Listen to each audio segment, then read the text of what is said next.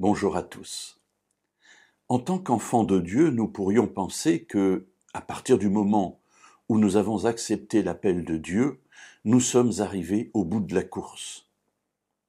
Toute la Bible, et j'allais dire toute ma vie, me montre que ce n'est pas ainsi que cela se passe.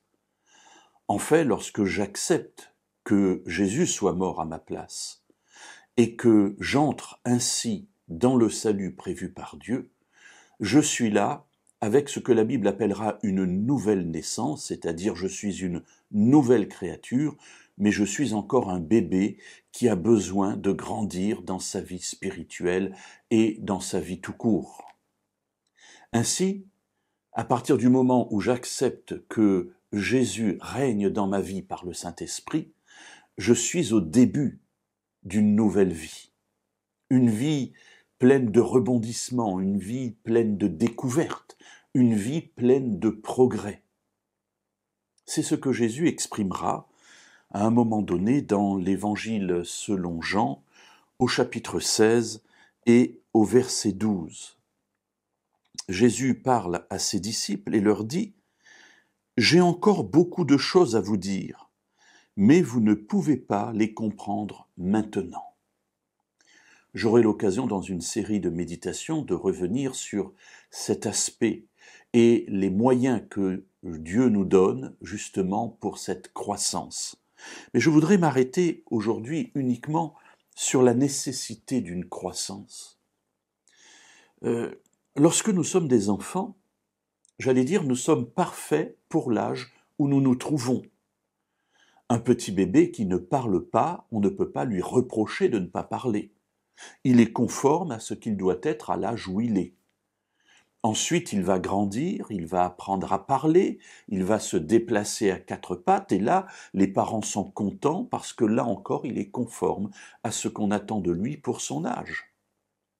En revanche, si à 12 ans, si à 18 ans, si à 30 ans, il marche encore à quatre pattes, on se dira, là, il y a un problème. Alors ça peut être une maladie, ça peut être, peu importe la raison, mais ça n'est pas conforme à ce que l'on attend d'une personne de cet âge-là. Dans la vie spirituelle, c'est pareil. Nous commençons avec, j'allais dire, un minimum qui est de comprendre tout ce que Dieu a fait pour nous, son amour pour nous, et nous y répondons. Nous sommes baptisés, nous entrons dans la famille de Dieu et nous sommes sauvés. Mais l'aventure ne s'arrête pas là, au contraire, elle débute. Et ce que Dieu place devant nous, c'est toute une vie de progrès, de transformation, une vie au cours de laquelle, par la présence de son esprit, il va peu à peu remplir notre vie, et je l'espère, jusqu'à la remplir complètement. C'est ce que Jésus annonce ici. J'ai encore beaucoup de choses à vous dire. Alors oui, Dieu a encore beaucoup de pépites à nous faire découvrir, tant dans sa parole que dans notre vie. Mais il ajoute, « Mais vous ne pouvez les comprendre maintenant. » Mes amis, il y a un temps pour tout. Il y a un temps pour tout pour nous, mais aussi pour ceux qui nous entourent.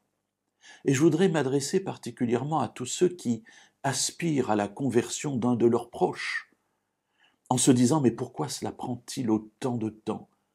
Et rappelez-vous d'une chose, Dieu nous a laissé du temps. Laissons aussi du temps à ceux qui nous entourent, car eux aussi ont besoin de temps pour comprendre tout ce que Dieu veut leur enseigner.